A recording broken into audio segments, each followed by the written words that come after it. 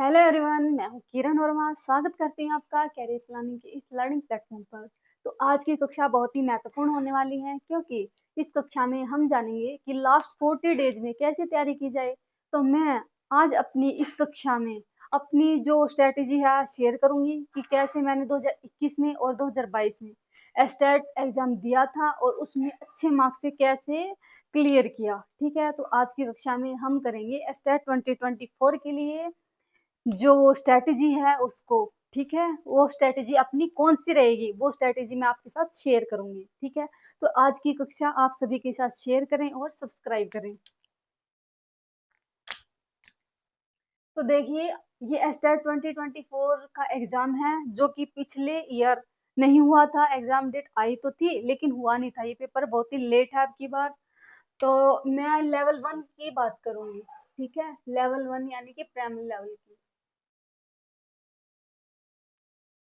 और मैं आपको बताऊंगी कि आप कौन सी रेफरेंस बुक से पढ़ें, आप कौन से टीचर की अभी लास्ट 40 डेज में क्लास कर सकते हैं, आपको करनी है, और प्रैक्टिस के लिए आपको कहाँ से क्या करना है। ठीक है, तो देखिए, चलो स्टार्ट करने से पहले एक बार मैं आपको अपनी डीएमसी दिखा देती हूँ 2021 की और 2022 की। पहले मैंने जो पेपर हुआ था 2021 वाला वो दिया था, उसमें मेरे 91 मार्क्स थे। आप देख सकते हैं 91 मार्क्स दिख रहा है। ठीक है, और जो 2022 वाला पेपर था उसमें मेरे 119 मार्क्स थे। ये 119 मार्क्स थे। तो मैं आपको बताऊंगी कि 119 मार्क्स कैसे लाए जाएं। ठीक है, खैर स्टार्ट तो वैसे क्लियर हो जाए अपने आप में तो भी बहुत बड़ी बात है, क्योंकि ज्यादातर बच्चे 89 या फिर 88 तक रह जाते हैं और उनका स्टेट रह जाता है और उनका स्टेट क्लियर नहीं हो पाता। तो 89 और 88 वाले बच्चे सभी ध्यान देंगे। ठीक है, तो देखिए, जो सीडीपी है उसके लिए मैंने क्या किया था। इस पेपर में जो सीडीपी है वो 30 मार्क्स की आती है। तो सीडीपी के लिए मैंने दो बुक पढ़ी थी, मैं आपको दिखा देती हूँ। एक तो मैंने अरुण कुमार की ये पढ़ी थी, शिक्षा मनोविज्ञान।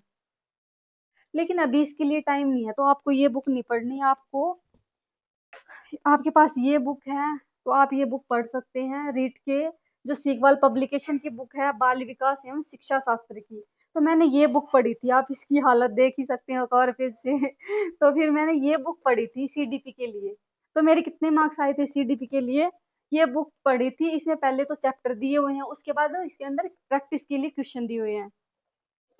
तो मेरे इसके अंदर 25 मार्क्स आए थे। कहाँ लिखूं, इधर लिख देती हूँ। 25 मार्क्स मैंने गेन किए थे सीडीपी के अंदर। और हिंदी, हिंदी के लिए हम कहाँ से क्या करेंगे। हिंदी के लिए मैंने ये बुक पढ़ी थी आदित्य वाली। इसके मैंने पीवाईक्यू किए थे, जितने भी पीवाईक्यू यूपी एग्जाम में आए हैं या फिर टीचिंग एग्जाम में आए हैं। आप देख सकते हैं, सामान्य हिंदी की ये बुक है, आप मंगवा भी सकते हैं इसको। आदित्य पब्लिकेशन की बुक है, वस्तुनिष्ठ। इसके अंदर ऑब्जेक्टिव भी क्वेश्चन है और थ्योरी भी है। इसके अंदर वन लाइनर क्वेश्चन भी दिए हुए हैं और सारे पीवाईक्यू भी हैं। तो देखिए, एमसीक्यू है और जो पेपर में आए हुए हैं वो देख सकते हैं आप। दिखाते हैं एक बार आपको, जैसे ये पेपर में आए हुए हैं क्वेश्चन है, ये साइड में वन लाइनर जो दिए हुए हैं। तो ये पेपर में आए हुए क्वेश्चन है। तो मैंने इस हिंदी वाली बुक से, मेरे जो हिंदी में 15 आउट ऑफ 15 मार्क्स थे, इस बुक से आप अगर कवर करेंगे तो हो जाएगा आपका। ठीक है, इंग्लिश के लिए मैंने जनरल सी बुक पढ़ी थी, कोई भी जनरल बुक लगा लो आप। जनरल बुक यानी कि केडी पब्लिकेशन की, केडी पब्लिकेशन वाली लगा लो। उससे वो कैब आती है 5-6 नंबर की, तो वो कैब आती है। और 8-9 नंबर की आती है ये ग्रामर, जिसमें एडजेक्टिव पूछ लेगा, आर्टिकल पूछ लेगा, नरेशन। आपको इंग्लिश में नरेशन करना बहुत जरूरी है, एक क्वेश्चन आएगा ही आएगा नरेशन से। Active voice, passive voice, active voice और पैसिव वॉइस से एक क्वेश्चन यहाँ से हो गया, एक क्वेश्चन यहाँ से होगा। आर्टिकल से एक क्वेश्चन आ जाएगा, प्रेपोजिशन से 2 क्वेश्चन देखने को मिल जाएंगे, प्रेपोजिशन से 2, 3, 4, 5 5 क्वेश्चन तो यहाँ यहाँ से हो ही गए। और idioms idioms, one word, error detected वाले, रीअरेंज वाले ही पूछ लेते हैं अब तो। Rearrange sentence, antonym synonym, antonyms और सिनोनिम्स। तो देखिए कितने क्वेश्चन हो गए, 1 2 3 4 5 6 7 8 9 10 और दो दो यहाँ से लगा लो, और वन वर्ड भी हो गया, ठीक है, इडियम्स फ्रेजेस भी हो गए, ठीक है। तो इंग्लिश के अंदर यही पूछे जाते हैं मोस्ट ऑफ, ठीक है।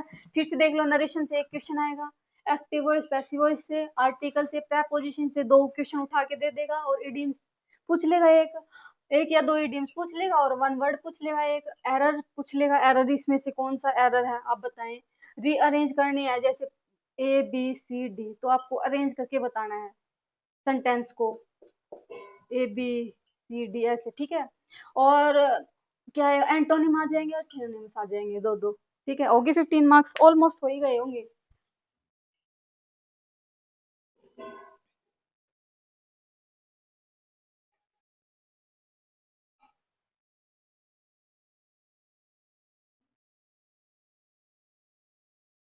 और मैथ के अंदर देखिए, मैथ के अंदर मैंने क्या किया था, प्रैक्टिस की थी, और प्रैक्टिस मैंने की थी आदित्य रंजन सर से, आदित्य आदित्य रंजन सर से की थी। इसके अभी आपके पास 14 डेज हैं, 40 डेज, तो इसके लिए आप आदित्य रंजन सर का कंप्लीट बैच मत कीजिएगा। यूट्यूब के ऊपर एक सीरीज है, मैराथन सीरीज चलाई थी यूपी पुलिस के लिए, यूपी पुलिस के लिए आप सर्च कर लेना, यूपी पुलिस के लिए एक टॉपिक की एक मैराथन है, एक टॉपिक की एक मैराथन है, तो होगी एक टॉपिक की 2 ढाई घंटे की, 2.5 घंटे की, कोई 3 घंटे की मैराथन है। तो यूपी पुलिस के लिए 20 मैराथन करवाई हुई है सर ने, 20 टॉपिक्स, ठीक है।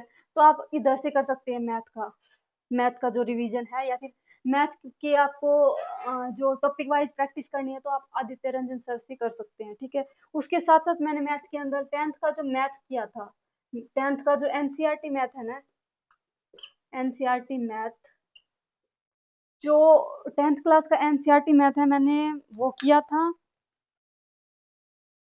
और उसके अलावा मैंने ये क्लास की थी, ठीक है। तो ईवीएस कहाँ से करें, अब बात आती है ईवीएस की। ईवीएस, ईवीएस के लिए आप थर्ड क्लास, फोर्थ क्लास और फिफ्थ क्लास की एनसीईआरटी की बुक रीड करें, पहले तो एनसीईआरटी की बुक रीड करें, ठीक है। उसके बाद आप जो क्लास सेवन्थ है, सेवन्थ की एक बुक है ज्योग्राफी की, आवर एनवायरमेंट, हमारा पर्यावरण। तो मैंने हमारा पर्यावरण है, इससे जो चैप्टर हैं वो रीड किए थे। उसके अंदर एक दो चैप्टर छोड़ देना आप, जैसे पृथ्वी की आंतरिक संरचना हो गया, ये बड़ा आप छोड़ देना। जो लास्ट के दो टॉपिक, दो चैप्टर हैं, और जो फर्स्ट में पहले के दो चैप्टर हैं वो आप कंप्लीट कर लेना, ठीक है। इसके अलावा आप ईवीएस में क्या करेंगे, ईवीएस के अंदर आपको करना है green house effect, green house effect, global warming, global warming, और जो एनवायरनमेंट की जो लेवल, जो एनवायरनमेंट की जो लेयर होती हैं, जैसे स्ट्रेटोस्फियर, आयनोस्फियर, ये ठीक है, layer of, layer of atmosphere, atmosphere, ठीक है, ग्रीन हाउस इफेक्ट ये। और आप पिरामिड जरूर कर लेना, पिरामिड जो इकोलॉजिकल, इकोलॉजी और इकोसिस्टम के अंदर आता है, इकोलॉजी, इकोलॉजी और इकोसिस्टम। अगर आप कहोगे तो मैं लेके आऊंगी इसकी, ईवीएस की क्लास में मैं लेके आऊंगी, ठीक है। सारा का सारा मेरे नोट्स हैं, मैं उसके अंदर नोट्स हैं, तो सारे के सारे लिख के आपको एक बार रिवाइज करवा दूंगी, ठीक है। ईवीएस का इतना ही करना आपको, थर्ड फोर्थ की क्लास की एनसीईआरटी के बार गो थ्रू हो जाना, ठीक है, थर्ड फोर्थ 5th की एनसीईआरटी से, और 7th की यानी कि हमारा पर्यावरण से, इससे भी 2-3 चैप्टर आप रीड करने आपको। और ग्रीन हाउस इफेक्ट बिल्कुल इम्पोर्टेंट टॉपिक है। ग्लोबल वार्मिंग ये भी इम्पोर्टेंट टॉपिक है, आएगा ही आएगा। लेयर ऑफ एटमॉस्फेयर पूछ लेगा कि ओजोन परत जो है कौन से क्या था, कौन सी परत से आती है, ये था शायद, हाँ यही है। तो पिरामिड करने हैं आपको, पिरामिड जो कि घास का ऐसे बनेगा। और एक और था, कौन सा था वो, अभी ध्यान नहीं है। तो पिरामिड होते हैं ये, ठीक है। और इकोलॉजी और इकोसिस्टम, ये 2 टॉपिक, ठीक है। इससे आपका ऑलमोस्ट ईवीएस का कवर हो जाएगा।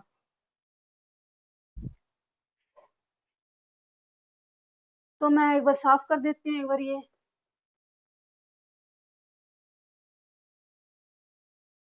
ईवीएस का भी हो गया अपना। अब रीजनिंग, रीजनिंग के लिए आप कहाँ से करेंगे? देखो रीजनिंग के लिए मैंने जो की थी क्लास, वो आप कीजिएगा पीयूष वर्सी सर की। पीयूष वर्सी सर की जो प्रैक्टिस की क्लास है, चैप्टर वाइज प्रैक्टिस नहीं करनी, अभी ये टाइम नहीं है इतना। तो प्रैक्टिस के लिए आप दिन में एक प्रैक्टिस तो कर ही ले, 1 घंटे की क्लास होती है रीजनिंग की, तो एक प्रैक्टिस कर लें, उससे आपके 10 आउट ऑफ 10 मार्क्स आ ही जाएंगे, आराम से आ जाएंगे। मेरे भी 10 आउट ऑफ 10 ही थे रीजनिंग मार्क्स, ठीक है।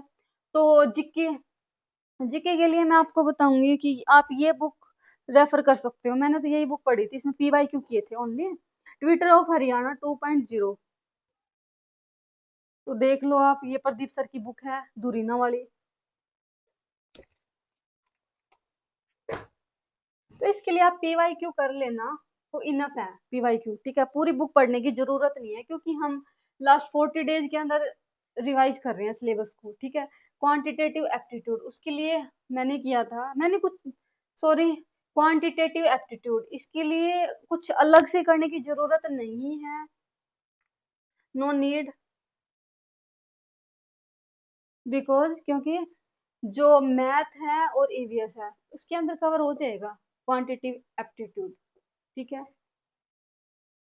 तो रेफरेंस बुक मैंने बता दी किसके लिए कौन सी करनी है, क्लासेस बता दी आपके लिए, प्रैक्टिस रहती है। तो देखिए प्रैक्टिस आप कहाँ से करेंगे? प्रैक्टिस के लिए आप पीवाईक्यू भी कर सकते हैं, डायरेक्ट ऑफिशियल वेबसाइट से डाउनलोड करके आप वहां से पीवाईक्यू कर सकते हैं, ठीक है। तो पीवाईक्यू आप कर लेना, ठीक है। पीवाईक्यू करने के बाद, अगर मैं बताऊं आपको पीवाईक्यू करने के लिए, उसके साथ साथ क्वेश्चन भी मिल जाए, सॉरी, उसके साथ साथ आपको अच्छे सॉल्यूशन भी मिल जाए, तो उसके लिए प्रैक्टिस के लिए मैं आपको प्रेफर करूंगी आप करना वाईसीटी, यूथ कंपटीशन टाइम्स की बुक आई हुई है अभी, स्टेट लेवल 1 के लिए, आप उसको लगाएं। सबसे पहले आप 2 बार उस बुक को लगाएं, ठीक है। देखो सबसे पहले अब आपको क्या करना, मैंने आपको बता दिया कौन सी चीज कहाँ से करनी है, ठीक है।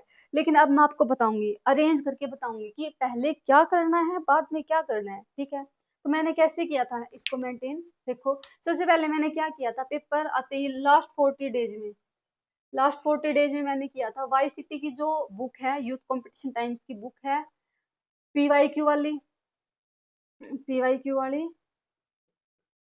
तो मैंने उसको 2 बार लगाया था, ठीक है।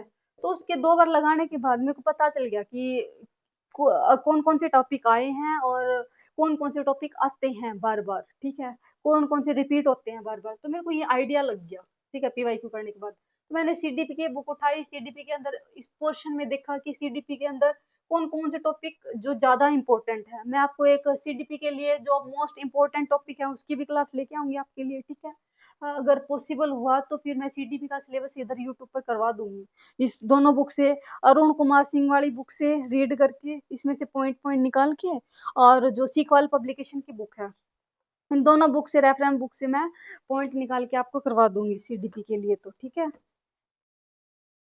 अगर आप कर सकते हो तो इस बुक से आप रीड कर लेना, ठीक है। तो जो जो जो टॉपिक रिपीट हुए हैं,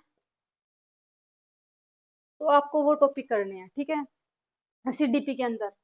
और हिंदी, हिंदी कहाँ से की थी मैंने? आदित्य वाली बुक से। लिखनी है क्या हिंदी की? एक बार लिख देती हूँ, आदित्य वाली बुक है ये, उसके पीवाईक्यू किए थे सारे, ठीक है। पीवाईक्यू करने के बाद हो गया था syllabus almost.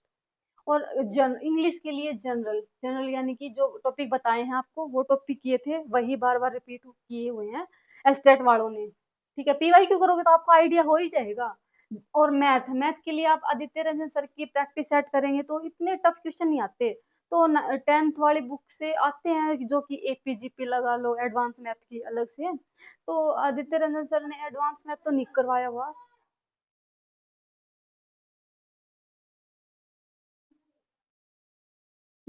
Aditya Ranjan sir ने एडवांस मैथ तो नहीं कराया, लेकिन अब हम 10th वाली बुक से कर लेंगे। 2-3 टॉपिक आप कर लेना। हाँ, 2-3 चैप्टर कर लेना आप, जैसे कि एपीजीपी वाला 5th चैप्टर है जो कि 10th क्लास में। और इक्वेशन वाला थर्ड थर्ड चैप्टर है, वो कर लेना। 6th चैप्टर है ट्रायंगल वाला। और जो 3D और 2D है वो आप इससे 3D है 2D है वो जो क्वेश्चन आते हैं टफ नहीं आते, वो फॉर्मूला बेस ही आते हैं, ठीक है। तो आदित्य रंजन सर की आप क्लास सर्च कर लेना 2D और 3D की, ठीक है। और ईवीएस के लिए मैंने आपको बता ही दिया। अगर आपके पास इतना टाइम नहीं है तो आप यूट्यूब से भी कर सकते हैं, कोई भी चैनल से आप ईवीएस की जो क्लासेज है आप कर सकते हैं, जो भी आपको सुटेबल लगे उसकी, ठीक है। तो रीजनिंग रीजनिंग के लिए आप पीयूष वर्से सर की प्रैक्टिस कर लेना डे, एक दिन में एक बार, ठीक है। तो हरियाणा जीके के पीवाईक्यू करने हैं आपको, ठीक है। और क्वांटिटेटिव एप्टीट्यूड इसको अलग से पढ़ने की जरूरत नहीं है। तो देखिए आपकी कितने दिन में हो जाएगा लगभग, गैस करें। जो सीडीपी है अगर आप करोगे 15 डेज में आपकी सीडीपी हो जाएगी, ठीक है।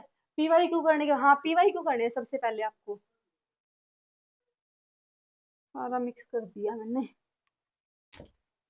पीवाईक्यू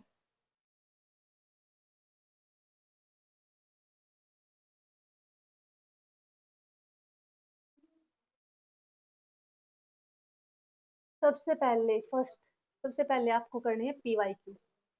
देन देन आपको करने हैं देन आपको जो टॉपिक है वो आपको नोट डाउन करने हैं साथ साथ। जो पीवाईक्यू से टॉपिक निकाले थे, टॉपिक नोट डाउन करके आपको टॉपिक रिवाइज करने हैं।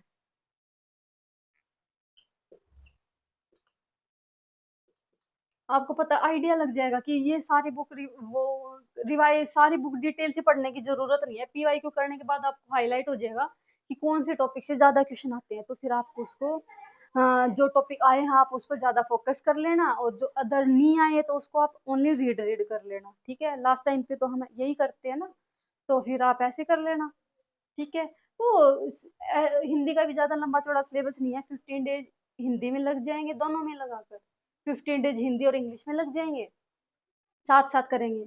इन तीनों को साथ लेके चलोगे तो ठीक है। मैथ के लिए आप दिल्ली का एक चैप्टर आपको निकालना पड़ेगा, मैथ का प्रैक्टिस के लिए आपको दिल्ली का एक चैप्टर निकालना पड़ेगा। और ईवीएस के लिए भी आपको 1 आवर देना ही पड़ेगा ईवीएस के लिए, क्योंकि ये 30 मार्क्स की आती है ना। तो रीजनिंग के लिए आप ओन ओड इवन डेज पर भी कर सकते हो क्लासेस, जो पीयूष वर्सी सर की, ठीक है। हरियाणा जीके के लिए आपको बता ही दिया, पीवाई क्यों करने हैं जो कि 10 दिन का काम है ओनली, ठीक है। और क्वांटिटेटिव एप्टीट्यूड इसको अलग से करने की जरूरत ही नहीं है, ठीक है, वो इसके अंदर हो जाएगा। तो आपको समझ आ गया। तो मैंने तो ऐसे ही तैयारी की थी, ऐसे तैयारी करके मैंने 119 मार्क्स गेन किए हैं। तो मैं आपको बता देती हूँ कौन से सब्जेक्ट में मेरे कितने मार्क्स हैं। तो सीडीपी के अंदर मेरे मार्क्स रहे हैं 25, और हिंदी के अंदर मेरे मार्क्स रहे हैं, हिंदी और इंग्लिश के, हिंदी में 15 आउट ऑफ 15 थे, मैंने आंसर की मैच की थी। हिंदी इंग्लिश में मेरे 10 मार्क्स थे, क्योंकि इसमें वो कैब गलत हो गई थी मेरे 10 मार्क्स, ठीक है। मैथ के अंदर मेरे 21 मार्क्स हैं, ठीक है। और ईवीएस के अंदर भी मेरे 25 मार्क्स हैं।